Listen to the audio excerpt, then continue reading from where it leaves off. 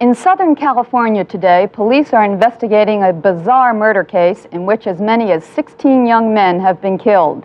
Bill Windsor reports.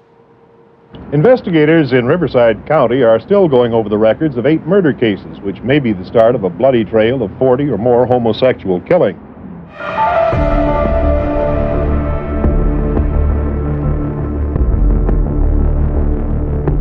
In the 1960s and 70s, a serial killer was on the loose in Southern California. Targeting boys and young men, the killer would shoot them in the head and have sex with their corpse. I asked him, well, how many people have you killed? And he said, I don't know, but more than 30.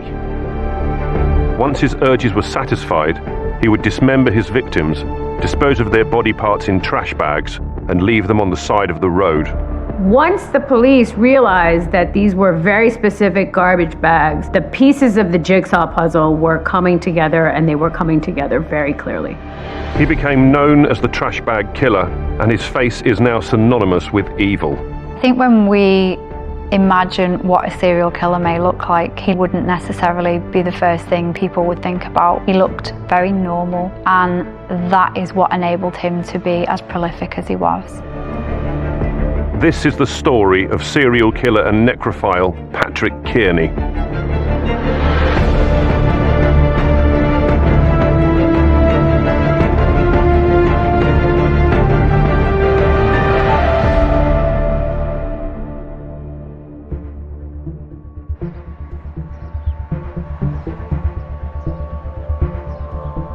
By April of 1977, the bodies of 3 young men had been discovered in trash bags on the side of the road in Riverside, California. The head, hands, and feet of each body were missing. Deputy District Attorney Dan Pekalski took on the case. I was assigned downtown Riverside, which is a semi-rural inland area in Southern California. I was in the office, and the sheriff's department out there came in with some evidence they wanted me to look at regarding some bodies they had found. These bodies were found dismembered expertly in plastic trash bags.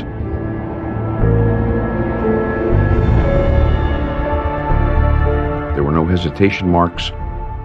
It was as if someone had trained on how to dismember the human body. The pathologist was of the opinion that whoever had done this, what he called disarticulation of the body parts, had done it before and was an expert at it. So, of course, that leads law enforcement to focus in on what they believe to be a serious serial perpetrator. In 1977, California was still reeling from the crimes of mass murderer Charles Manson, serial killer Edward Kemper, as well as the notorious Zodiac killer.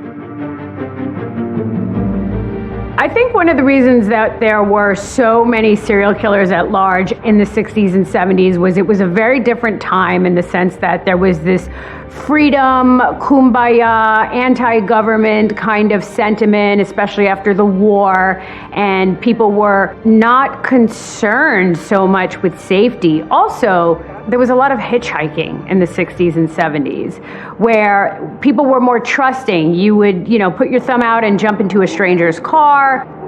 So people were a lot more vulnerable back then. 1970s, forensic science wasn't as developed as it is now, technology wasn't as developed as it is now. So in essence, it was much easier for people to get away with these horrific crimes. Just 4 weeks earlier, in March 1977, 17-year-old John LeMay had gone missing from his home in Los Angeles, California, where he lived with his parents and 6 siblings.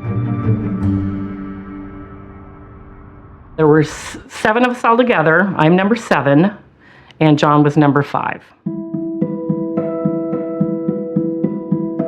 John was kind of like me. We were both blondies, kind of same fair skin that I have, blue eyes. It wasn't like my other brothers. It wasn't into sports. John was into art. He loved creating things. He loved drawing. He loved wood carving.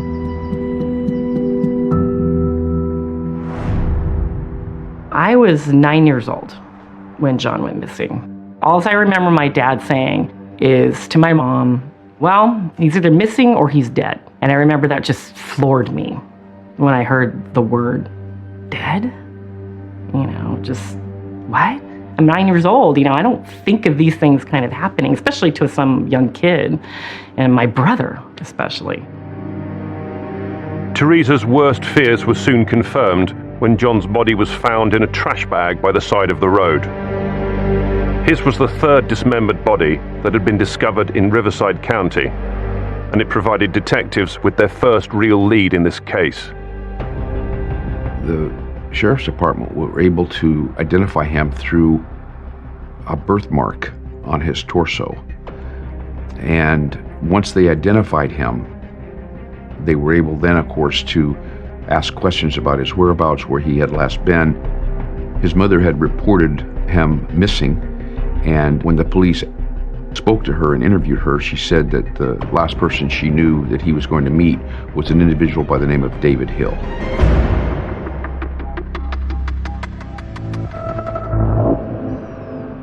Detectives drove to David Hill's house in Redondo Beach. They were greeted by his partner, 37-year-old aircraft engineer, Patrick Kearney. Outward appearances, he was definitely normal and normal acting. The police officers that went there when they first talked to him, he answered their questions. He didn't show guilt. He wasn't fearful. He was calm. The reason first impressions can be misleading is because serial killers are typically high on psychopathy or prototypical psychopaths. And so they're very good at camouflage. They're very good at manipulating. They're very good at playing different roles and lying. And they can even be very charming and calculated. So it's not surprising that law enforcement's first impression of Patrick Kearney was not particularly raising a red flag. He was a very mild-mannered person, didn't express emotions or feelings that caused the officers to believe he was guilty. But there was a dog that had white hair, and the officers knew that some of the trash bags had contained white animal hair. And in addition, the carpet color was the same as some of the fibers found on some of the bags. Alarm bells started ringing for the detectives.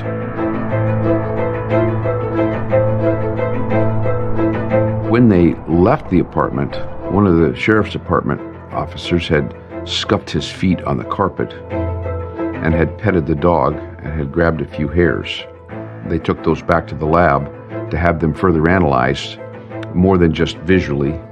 And of course, there was a match with the carpet fibers and a match with the dog hair on, I think, 2 of the trash bags that were found with the bodies. Dan Bukowski authorized a search warrant and traveled back to the house to bring both David Hill and partner Patrick Kearney in for questioning. When we got to the house, no one was home. It was obvious that both Patrick Kearney and David Hill had fled. I think most serial killers are incapable or unwilling to take accountability for their actions. Kearney is not the type of person who was going to dwell on the past or worry about what he had done. And so the obvious logical next step is to flee.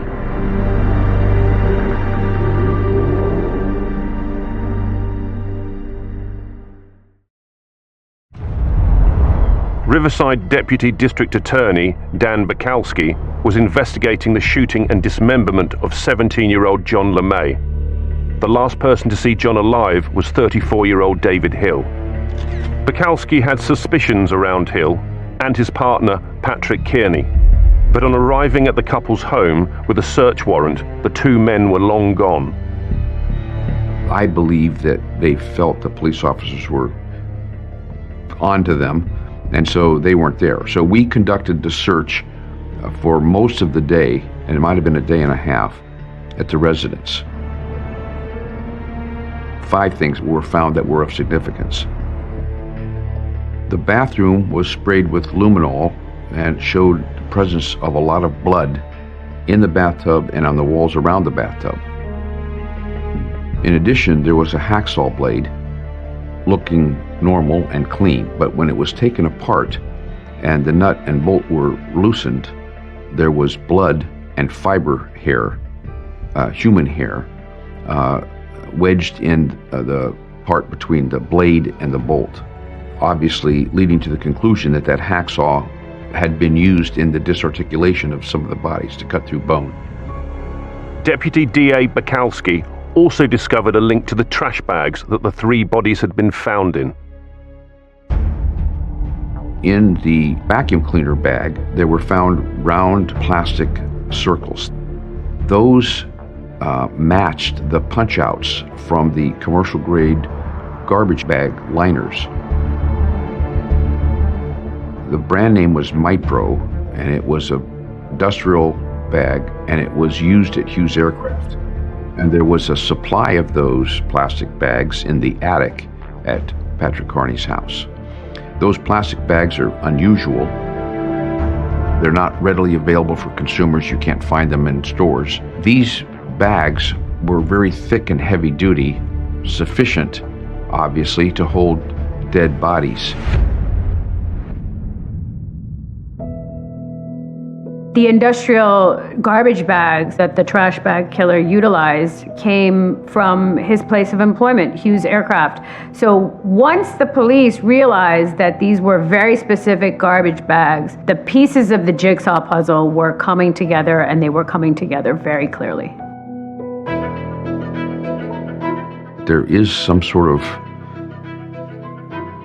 atmosphere feeling when you walk in a house like that. I felt it, and I don't know whether that was my imagination, but when you believe that that house was probably the scene of a lot of crimes, cruel, heartless crimes, it does give you a little bit of a buzz feeling when you go into that residence. It did me.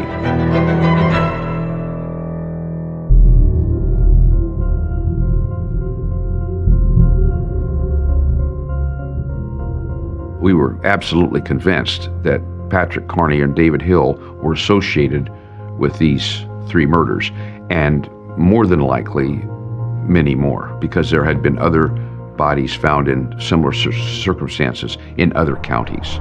Kearney and Hill, however, had disappeared without a trace.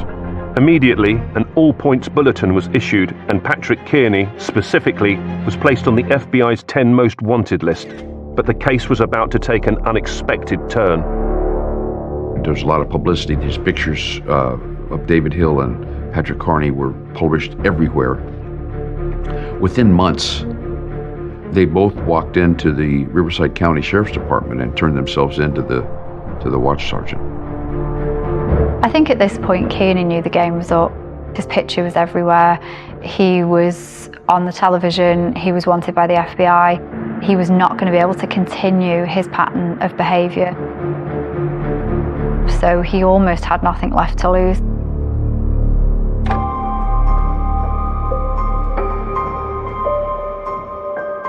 We don't know what he's going to say, or whether he's going to blame it on someone else or deny it. So I was focusing my interview on going to his background, finding out about him, what caused him to do it, why he turned himself in.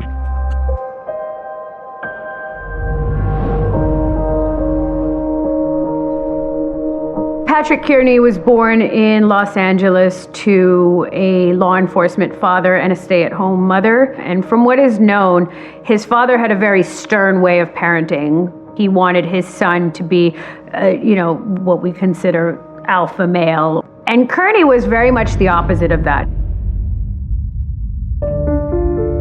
Another interesting fact about Kearney's childhood is that his father exposed him to violence very early on. He taught him how to shoot, he gave him his first gun, and he taught him how to shoot animals in the head.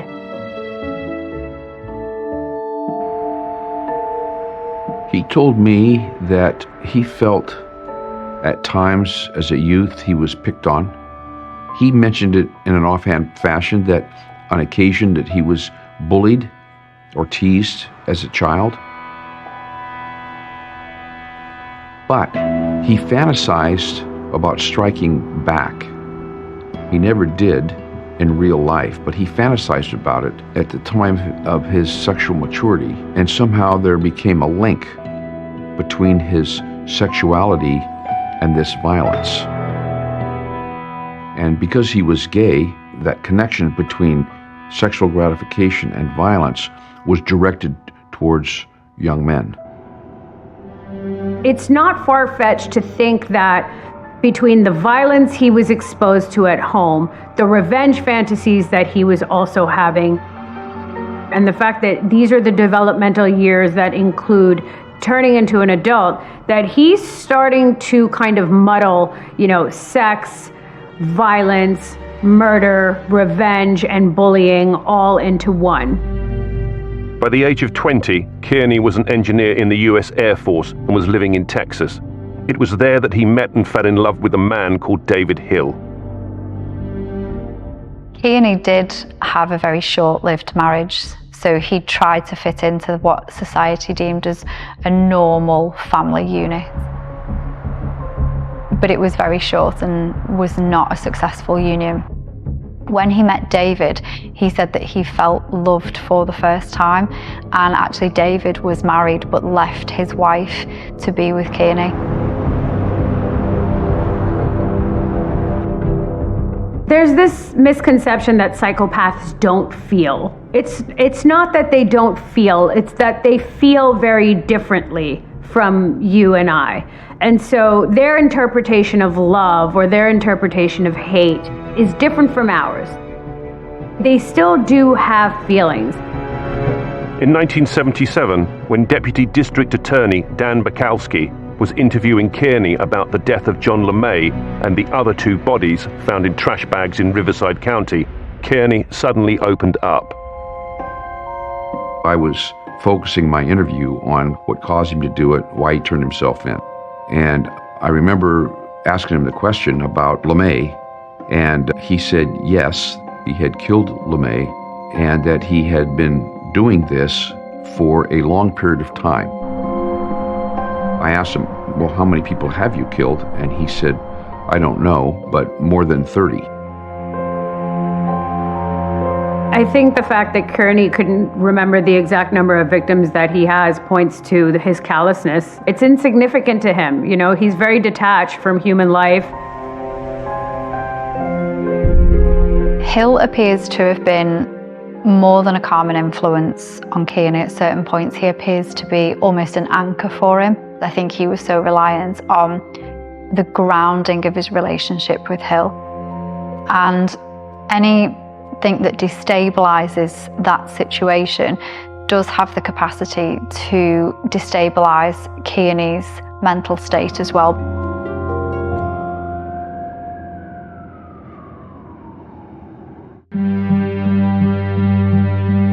After a row in 1962, Kearney left their house and went for a drive, and it's then that he killed his first victim.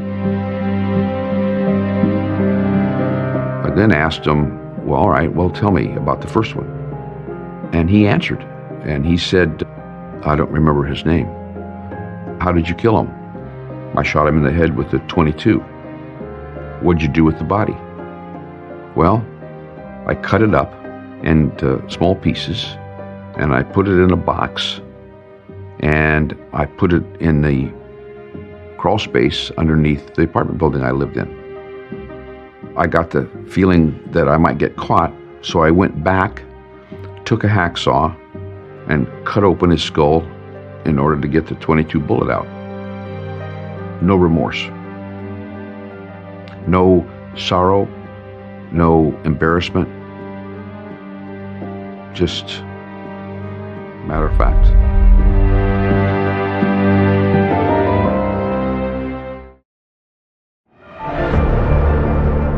Having admitted to committing over 30 murders in the state of California in the 1960s and 70s, suspected serial killer 38-year-old Patrick Kearney had handed himself in. Kearney had confessed to having buried his first victim in his old apartment block in Los Angeles. Deputy District Attorney Dan Bukowski started to wonder if Kearney was a fantasist. You want to make sure that you are focusing in on hard facts and not just fantasy. Maybe he's seeking attention or something. So I continue to ask him about the second one and the third one, trying to get more details. But while I'm interviewing him, the Sheriff's Department immediately leaves, contacts the Los Angeles Sheriff's Department, and they're going to this location while I'm interviewing him. Immediately. And they go to that department complex, and they're there within an hour, and they retrieve a box with a bunch of bones in it, human skeleton that's been cut up, not very expertly, but cut up. And the skull has a hole in it consistent with a .22 caliber bullet. So clearly the skeleton, the body, was dismembered with a hacksaw. And you can see the hacksaw blade marks in the skull. So before we finished the interview, we had confirmation that this guy is telling the truth.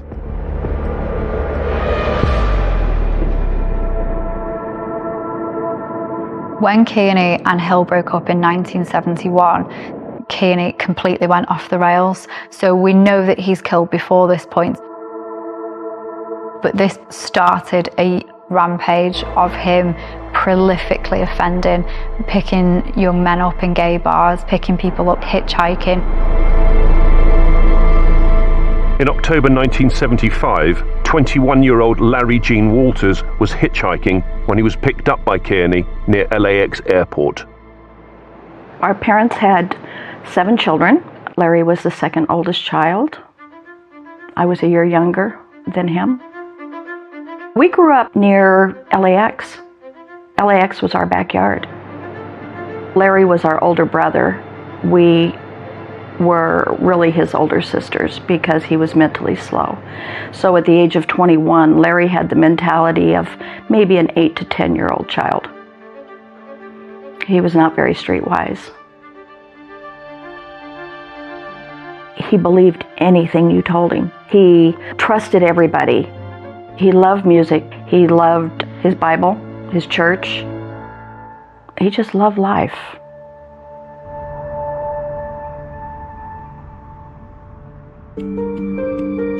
Larry had come to my house that day at noon. He just worked down at the end of the block from where I lived. And I said to him, instead of going home tonight after work, why don't you just stay at my house tonight, get up in the morning and go to work, and that way you don't have to hitchhike. So that was the plan. That evening, Karen left the door unlocked for her brother and went out to a party.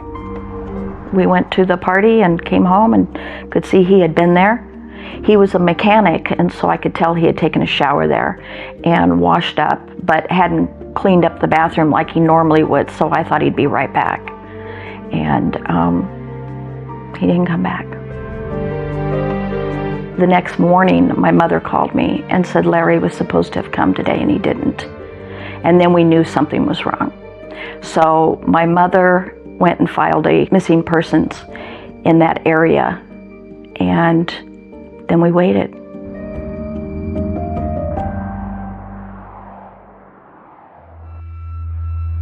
Kearney's victims were all young, they were all males.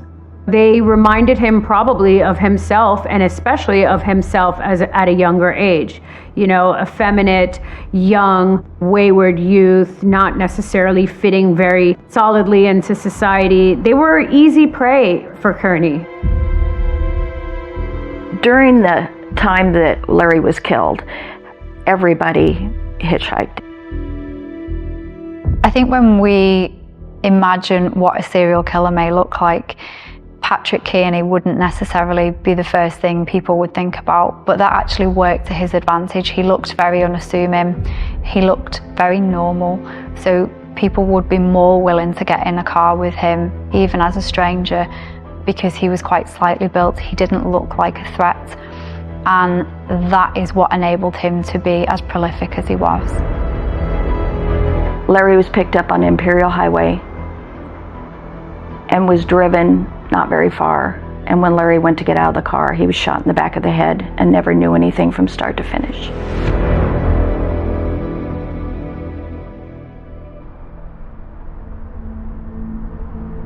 During Kearney's interview, he would reveal even more disturbing details of his crimes.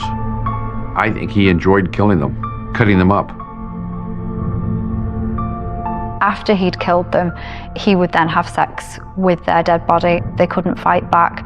They couldn't laugh at him about any perceived flaws. He was in the ultimate control there. Not only had he killed them, but he was also then degrading their body after death as well. John LeMay's family struggled to come to terms with the horrific details of his murder. No one wanted to talk about it. I kind of remember that. Just because we were kind of a family that, you do life, but as far as sharing our feelings or our thoughts or what's going on, it was more, everybody just kind of closed up. When you have a family member or a loved one who is killed by a serial killer, this is going to automatically entail a very painful, long-lasting grief. It's not just an unexpected death. It's a death that has the loved ones thinking, did the person suffer? What were their last thoughts? It can come with an excruciating amount of emotional pain. It can entail a sense of instability and a feeling of not being safe in the world. And also a great sense of rage towards the person who took their loved one from them. Whilst Patrick Kearney was vague in relaying the detail around the killings, including John LeMay's death, Deputy District Attorney Dan Bukowski had his own theory. I believe John LeMay had visited the house of David Hill, but had come into contact with Patrick Kearney. We don't know his cause of death. If it followed the normal pattern, he would have been shot in the head with a .22 Derringer, and he would have been then sexually assaulted in either a semi-conscious or dead state, and then he was disarticulated, dismembered, put in a plastic bag, and dumped. The cause of death could not be conclusively proven because we never found his head, his hands, or his feet. All Mr. Kearney was able to tell us was that he disposed of them in the desert. He would take identifiable parts of bodies into the deserts where they would be exposed to the elements or they would be eaten by animals. So this is a really quite sophisticated forensic countermeasure that he employed to avoid detection. One murder Kearney did remember was that of Larry Gene Walters. A year and 3 months Larry had been missing before we knew what had happened. The day that the police contacted my mother and said they needed to speak to me because I was the last one to see him, they wanted to get my story and corroborate it with what Kearney had told them. Kearney had apparently told them after he had been arrested, I'll tell you about 5 deaths you don't even know about. And one of them was my brother, and he told him, these bodies will never be found. Larry has never been found.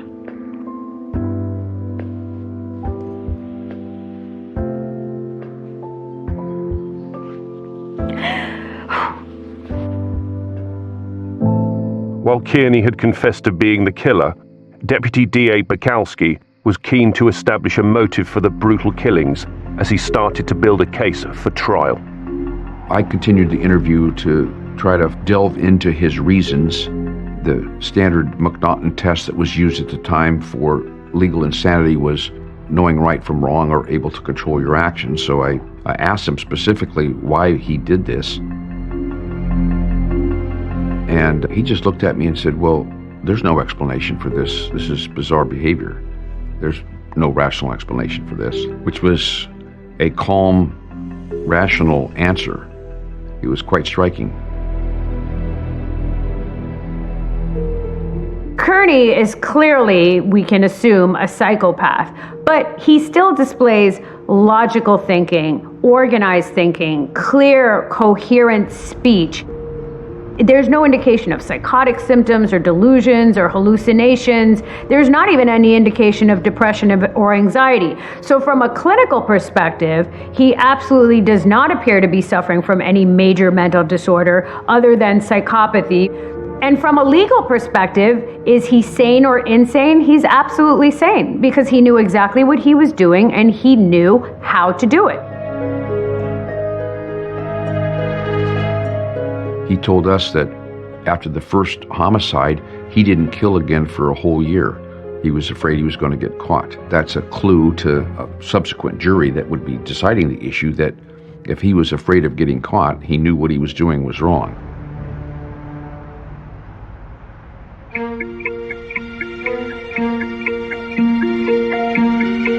When you look at this photo of Patrick Kearney, he actually seems like he's taking enjoyment in knowing what he's done and the horrific acts that he's committed.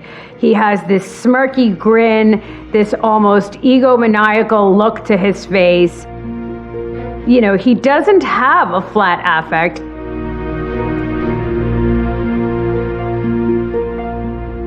Kearney would finally come to admit his motivation for the murders. Sexual gratification is what he told me, and I believe that to be true. That sexual gratification was linked to the expression of violence, and so the two became one. He told me that he felt empowered. That's why he had sex with their bodies, or some of them in a semi-conscious state. After he shot them in the head, he would cut a hole in them and have sexual intercourse with their bodies because he felt empowered by it. That was part of his ritual. That was part of his sexual gratification.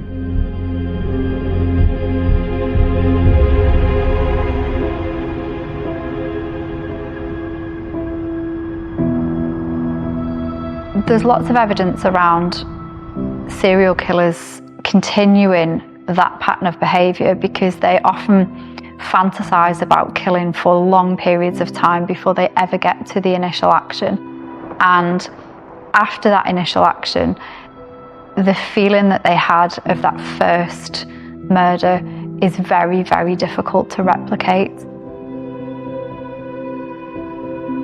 It's very similar to somebody who might be addicted to narcotics. The tolerance is going up, the withdrawals are going up, and so the need to kill is getting more and more intense. I don't think he was ashamed. I don't think he was embarrassed by this. It was just matter of fact. He might as well have been talking about living on a farm and, killing your cow and steers and pigs for food. It just had no emotion about it.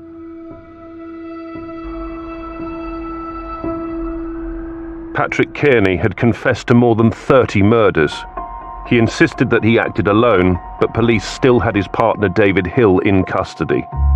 The physical evidence we had linked the house and Patrick Kearney's car to these dead bodies. We had nothing physical linking Patrick Kearney himself as a person or David Hill himself as a person to the dead bodies. When Patrick Kearney confessed, and did so in a dramatic fashion, telling us that he had killed more than 30 men, he couldn't remember them all. But he remembered enough, and there was enough corroborating evidence to cause us to believe that he was being truthful. When we took the case and presented this physical evidence, the confession, and the testimony to the grand jury, they did not indict David Hill, and he was let free.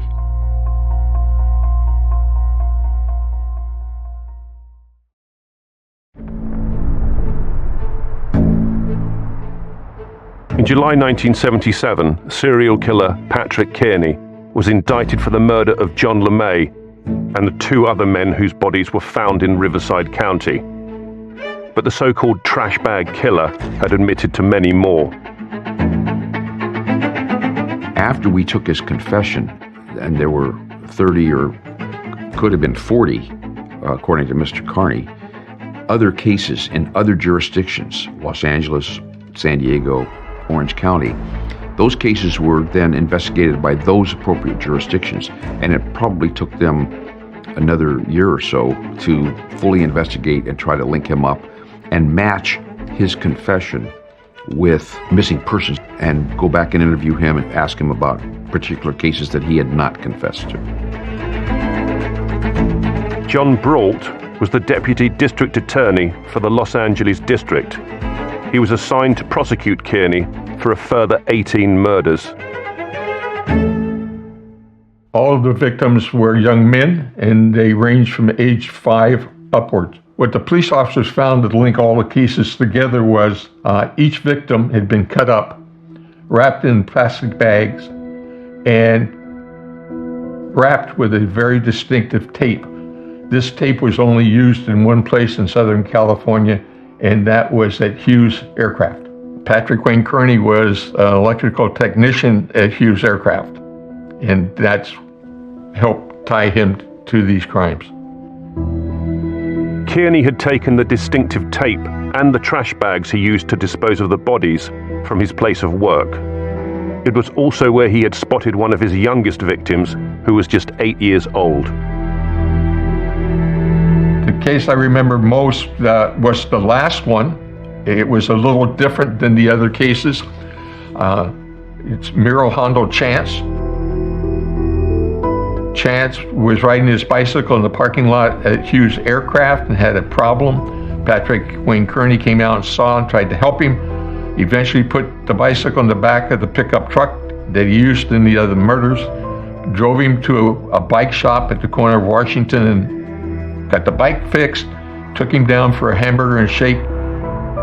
He was with him for a period of time, for a couple of hours. And in Patrick Wayne Kearney's mind, he had said or intimated enough information to Hondo Chance that if Miro Hondo Chance spoke to anyone about that, the police officers would find out and know that Patrick Wayne Kearney was the killer. And that's why he killed Miro Hondo Chance.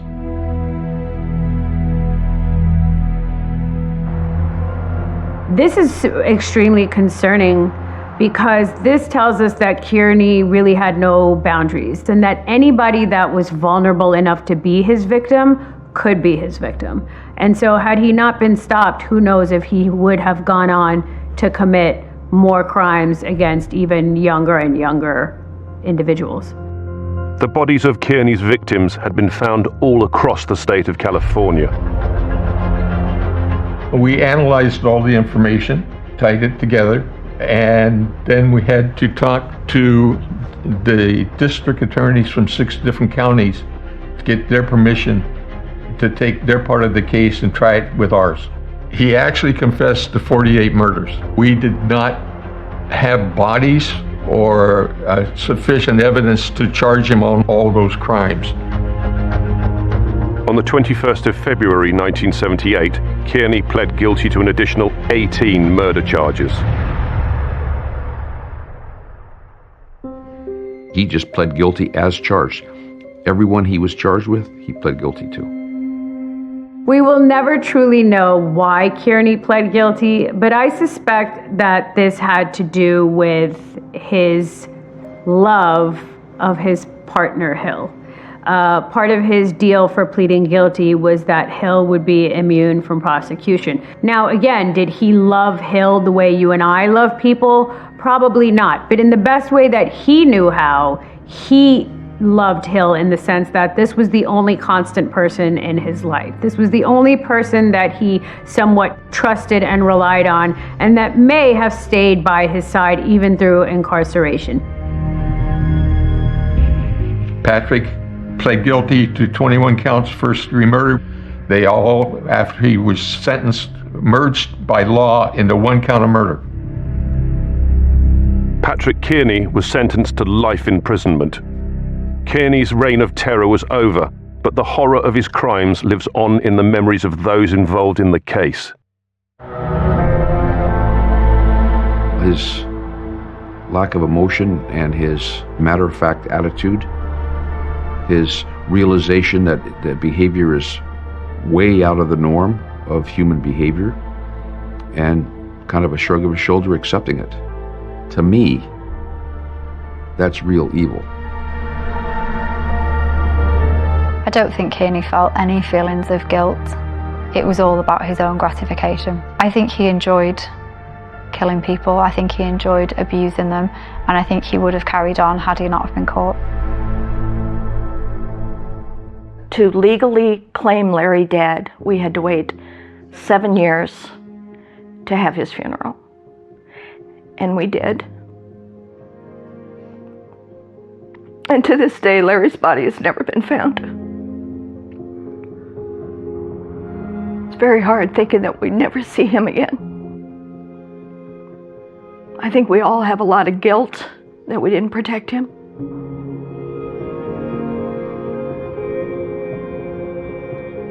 I remember my mom saying that the greatest comfort that she takes from John's death is that John is the one that caught Patrick Kearney, and that he could do it no more. And it seemed like that was what really gave her peace of mind and heart, that she came to grips with that, you know, if it meant for no one else to be killed, almost like a sacrifice, and so be it. She gave John's death meaning in that it ended his onslaught, you know. So. Patrick Kearney became eligible for parole in 1984, but his request has been turned down 8 times. I don't believe that he will ever be released. Somebody like Patrick Kearney is not likely to ever stop killing unless he is physically incapacitated. And even at an older age, if he is released from custody, there is a high likelihood that he would commit murder again. He is the very definition of evil. I can still see him. If I think about him in my mind's eye, I can still picture him as he appeared then. You won't forget something like that.